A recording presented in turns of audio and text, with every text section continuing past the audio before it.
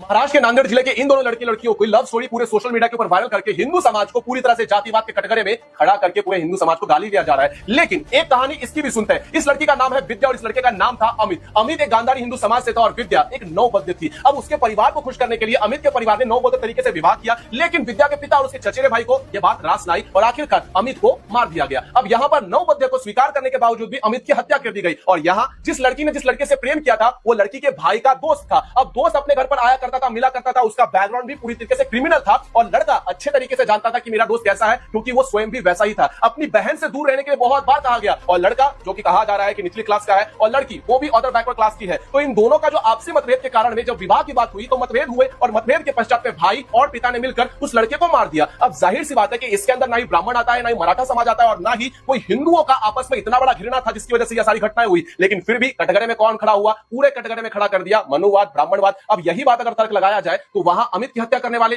वो कौन से बात का शिकार हो रहे थे? बात दरअसल यह है कि कोई भी बाप कभी नहीं चाहता कि उसकी बेटी की शादी कैसे व्यक्ति के साथ हो जिसका बैकग्राउंड क्रिमिनल हो, जो 20-21 साल का बेरोजगार हो। इसलिए आपकी जाति कोई भी हो, विवाह करने से पहले, प्रेम करने से पहले आपको अपनी योग्यता साबित करनी पड़ती है और जब ये चीज नहीं होती है तब ऐसी घटना होती है। हत्या का समर्थन कोई नहीं करता, लेकिन ऐसी घटनाओं पर जातिवाद का मुखौटा चढ़ाकर आप लोग ये बताना चाहते हो कि हम जातिवाद का विरोधक है और दूसरे साइड में अमित जैसे व्यक्तियों की हत्या।